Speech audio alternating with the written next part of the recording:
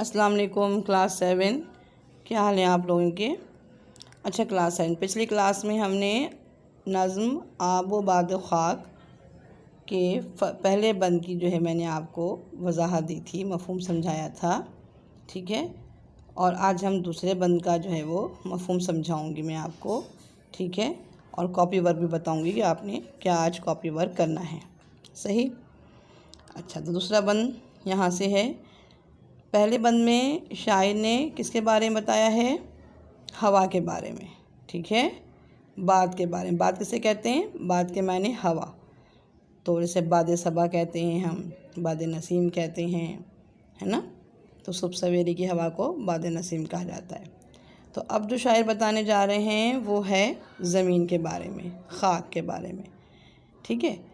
تو یہ جو فرش سطح زمین ہے یہ بہت جمیل و حسین ہے، یہ مقام شکر و سپاس ہے کہ یہ زندگی کی اساس ہے، کبھی برگ و بار کے سلسلے یہ جو ہیں بہار کے سلسلے، یہ زمین ہے جب سے یہ تب سے ہیں، یہ اسی زمین کے سبب سے ہیں، اسے داغدار نہ کیجیے، اسے ریگزار نہ کیجیے، اسے سبززار بنائیے، اسے سازگار بنائیے کہ یہ زندگی کی اساس ہے۔ کتنی خوبصورت بات بتائی ہے شاعر نے دوسرے بند میں، وہ زمین کا ذکر کرنے کہ اللہ کی ہر نعمت جو ہے نا وہ بہت ہی زیادہ ہمارے لیے فائدہ مند ہے، اور جو کچھ بھی اللہ تعالیٰ نے تخلیق کیا ہے وہ ہمارے لیے ہی بنایا ہے۔ اب جس تخلیق کی بات ہو رہی ہے وہ کیا ہے؟ زمین۔ یہ جو فرش سطح زمین ہے، زمین کی جو فرش ہے، جو ہمارا فرش ہے، اس پہ ہم چلتے ہیں پھرتے ہیں، یہ زمین، اور جو سطح ہے یہ بہت جمیل اور حسین ہے۔ کیا کہہ رہے ہیں شاعر دوسرے بند کے پہلے شعر میں؟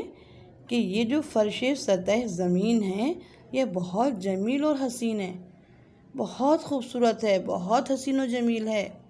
یہ تو آپ کو بھی پتہ ہے نا کتنی حسین و جمیل ہے، سبززار ہے، باغات ہیں، پہاڑ ہیں، درخت ہیں، کیا انسان ہیں، انسان بھی تو اسی زمین میں بستا ہے نا۔ اللہ تعالیٰ نے انسان کو بھی تو اس زمین کی تخلیق بنایا ہے، زمین پر کون بستا ہے؟ انسان بستا ہے۔ تو کتنی خوبصورت ہے یہ زمین کہ اس پر کتنے اچھے لوگ رہتے ہیں، انسان بستے ہیں، حسین و جمیل ہیں، چشمے ہیں، نہریں ہیں، وادیاں ہیں، کس کس چیز کی ہم تعریف کریں۔ یہ مقام شکر و سپاس ہے کہ زندگی کی اساس ہے۔ اب اس شعر میں کیا کہہ رہے ہیں شاعر؟ کہ یہ جو زمین ہے یہ ہمارے لیے کیا ہے؟ ہمیں شکر کرنے کا مقام ہے۔ ہمارا کیا مقام ہے؟ ہمیں کیا کرنا ہے اس زمین کو پا کر؟ اتنی بڑی اللہ تعالیٰ نے نعمت دی ہے، اور یہ کیا ہے؟ ہمارے اندر یہ احساس ہونا چاہیے، سپاس یعنی کہ احساس ہو ہمارے اندر کہ ہم شکر ادا کریں۔ اور شکر انسان کب کرے گا؟ جب اس کی کوئی احساس ہوا کہ یار یہ زمین جو ہے یہ اللہ تعالیٰ نے ہمارے لیے بنائی ہے نا؟ کہ بچوں یہ زمین کس کے لیے بنائی گئی ہے؟ ہمارے لیے بنائی گئی ہے۔ یہ احساس جاگنا ضروری ہے، تو پھر وہ شکر ادا کرے گا، پھر وہ اللہ کا ذکر کرے گا، اس کا شکر کرے گا، اور پھر زمین کو اچھا رکھے گا، صاف ستھرا رکھے گا کہ یہ زندگی کی اساس ہے۔ اگلا مصرعہ کیا ہے؟ زندگی کی اساس ہے، یعنی کہ بنیاد ہے، اس پر زندگی بستی ہے، ہر زندہ چیزیں اس پر ہیں، ٹھیک ہے؟ جب ہم زمین کو دیکھتے ہیں، زمین پر اگنے والے پودوں کو دیکھتے ہیں، انسان اور جانوروں کو دیکھتے ہیں، تو کیا معلوم ہوتا ہے کہ کیا چیز ہے زندہ زمین کے اندر؟ پودے، فصلیں، اناج جو ہم کھاتے ہیں، یہ سب کیا ہے؟ یہ زندگی ہے، یہ زیست ہے۔ تو یہ زندگی کی کیا ہے؟ بنیاد ہے، ہماری زندگی کی اساس ہے، بنیاد ہے، کبھی برگ و بار کے سلسلے۔ اور اگلے مصرعے میں، اگلے شعر میں جو پہلا مصرعہ ہے اس میں کیا بتا رہے ہیں؟ کہ کبھی برگ و بار کے سلسلے۔ برگ و بار کیا چیز بیٹا؟ پھول اور پتے۔ کسے کہتے ہیں برگ و بار؟ پھول اور پتوں کو۔ تو شاعر کہہ رہے ہیں کبھی برگ و بار کے سلسلے، ایک تو زمین ہی بہت بڑی نعمت ہے اللہ کی، اور پھر اوپر سونے پہ سہاگا اللہ تعالیٰ کی قدرت دیکھیے، اس زمین کو ایسے ٹٹل میدان نہیں رہنے دیا، اس پر باغات ہیں، اس پر پھول اور پتے اگا دیے، پودے اگ گئے، ہے نا؟ تو جب یہ کیا ہے؟ یہ بہت بڑی نعمت ہے ہمارے لیے، درخت، یہ پودے، یہ کیوں کہ یہ ہمارے فائدے کے لیے بنائی گئی ہیں، یہ جو ہیں بہار کے سلسلے۔ اگلا مصرعہ کیا ہے؟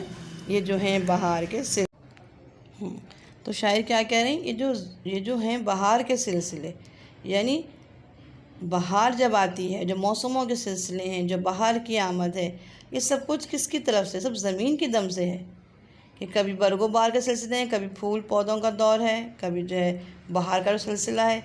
پھر اگلا مصرعہ بتا رہے ہیں، اگلا شعر بلکہ، یہ زمیں ہے جب سے یہ تب سے ہیں، یہ اسی زمیں کے سبب سے ہیں۔ یہ زمیں ہے جب سے زمین کا وجود ہوا ہے، اس وقت سے، تب سے ہیں، اس وقت سے ہیں۔ کیا چیز؟ یہ اسی زمیں کے سبب سے، کیا چیز ہے؟ بہار ہے، پودے ہیں، پھول پتے ہیں، جو کچھ زمین پر اگ رہا ہے، بس رہا ہے، سبزہ، باغات، نہریں، ہر چیز زمین کی خوبصورتی کو بڑھا رہی ہیں۔ یہ کب سے ہیں سارے سلسلے؟ یہ تب سے ہیں جب سے اس زمین کا وجود ہوا ہے، ٹھیک ہے؟ تو اسی زمین کے سبب سے ہیں۔ زمین کی وجہ سے تو بہار ہے، زمین کی وجہ سے پھول پتے ہیں، زمین کی وجہ سے پودے ہیں۔ زمین نہیں ہوئی تو آپ کہاں پودے اگاؤ گے؟ ہے نا بچوں؟ زمین ہے تو آپ پودے اگا رہے ہو۔ اب اگلا شعر سنیے اس بند کا، اسے داغدار نہ کیجیے، اسے ریگزار نہ کیجیے۔ اب کیا کہہ رہے ہیں شاعر اس شعر میں؟ کہ اس زمین کو جو اتنی خوبصورت ہے، اس کو آپ داغدار مت کریے، یعنی کہ اس میں تباہی مت مچائیے۔ اور انسان کیا کر رہا ہے؟ اس کو، اس زمین پر جو ہے وہ پودے اگانے کے بجائے وہ اس کے پودے کاٹ رہا ہے، درخت کاٹ رہا ہے۔ اور اب تو یہ حال ہو گیا ہے کہ گھر جو ہیں وہ زیادہ تر درخت کاٹے جاتے ہیں اور گھر بنائے جاتے ہیں، ہے نا؟ تو اس سے کیا ہو رہا ہے؟ اس سے زمین کیسی ہو رہی ہے؟ زمین داغدار بن رہی ہے۔ ہم آلودگی پھیلا رہے ہیں، جگہ جگہ کچرا ڈال رہے ہیں، جگہ جگہ گندگی ہم نے پھیلا دی ہے۔ تو ہم نے زمین کو کیا کر دیا ہے؟ اس زمین کو ہم نے داغدار کر دیا ہے۔ تو یہ بات شاعر کہہ رہے ہیں کہ اسے داغدار نہ کیجیے۔ وہ ایک طرح سے آپ سے کہہ رہے ہیں شاعر کہ ایک درخواست کر رہے ہیں کہ بھئی زمین کو، اتنی خوبصورت زمین ہے، اس کو کیا کرنا ہے؟ اس کو آپ جو ہے وہ گندا نہیں کریے، اس کو آلودہ نہیں کریے۔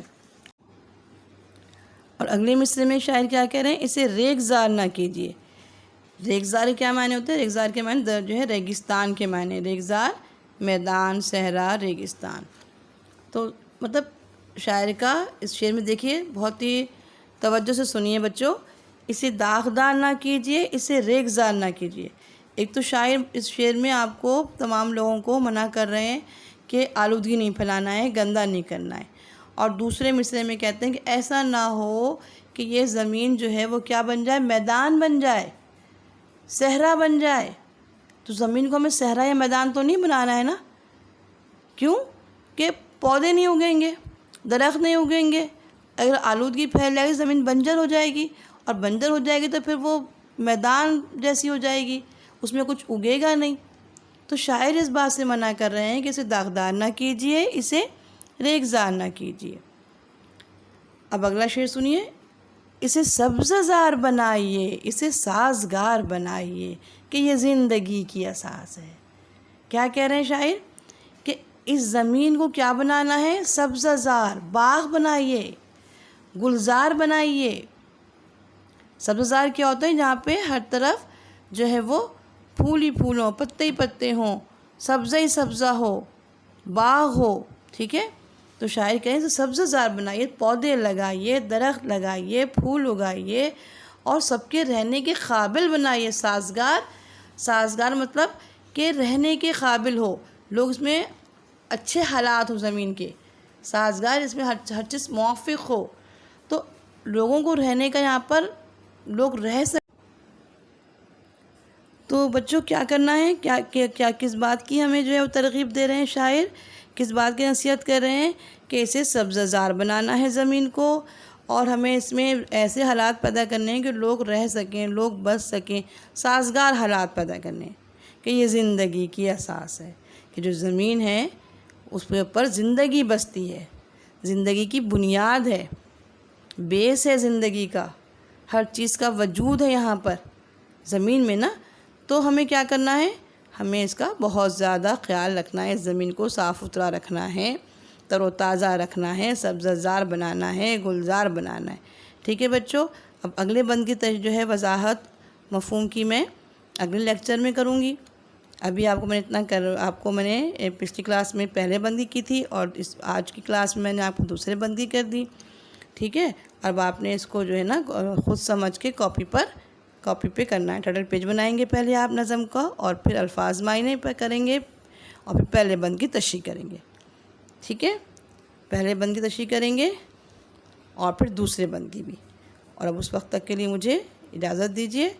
اللہ حافظ۔